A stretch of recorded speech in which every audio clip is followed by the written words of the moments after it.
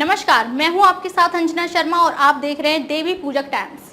आइए एक नजर डालते हैं इस वक्त की खास खबर पर। गृह मंत्री ने कहा कि 1984 के दंगे नहीं भूल सकते। शाह बोले 300 मामले फिर से खोले, दोषियों को भेजा जेल। केंद्रीय गृह मंत्री अमित शाह ने कहा कि कोई भी सभी व्यक्ति 1984 के दंगे नहीं भूल सकता।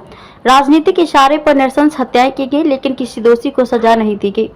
2014 में पीएम मोदी के सत्ता में आने के बाद दंगे के 300 मामलों को फिर से खोला गया और दोषियों को जेल भेजने की प्रक्रिया शुरू हुई।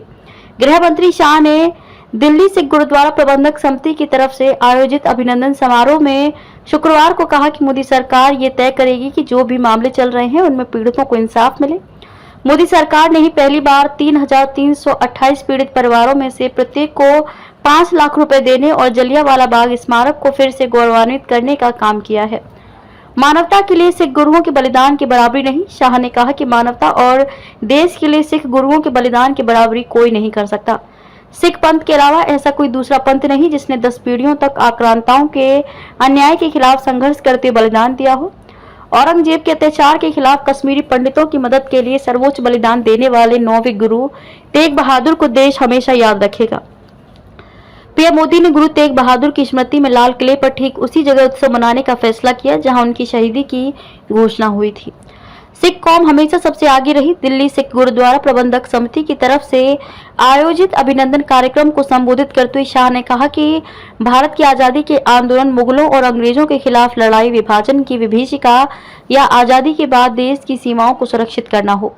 सिख कौम हमेशा सबसे आगे रही है। हमारा आजादी के संघर्ष का इतिहास सिख बहादुरों के बलिदान से भरा पड़ा है और देश के आजाद होने के बाद इसकी सुरक्षा के लिए भी सबसे अधिक बलिदान सिख पंथ के अनुयायी ही देते आए हैं। मातृशक्ति को सशक्त करने की परंपरा भी सिख पंथ ने दी।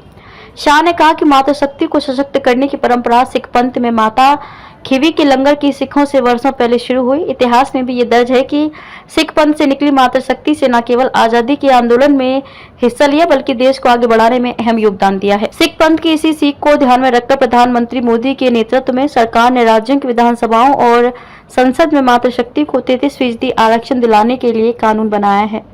खबरों में अब तक के लिए बस इतना ही। फिर होगी आपसे मुलाकात कुछ ऐसी ही खास खबरों के साथ। तब तक के लिए नमस्कार और देखते रहिए देवी पूजक टाइम्स।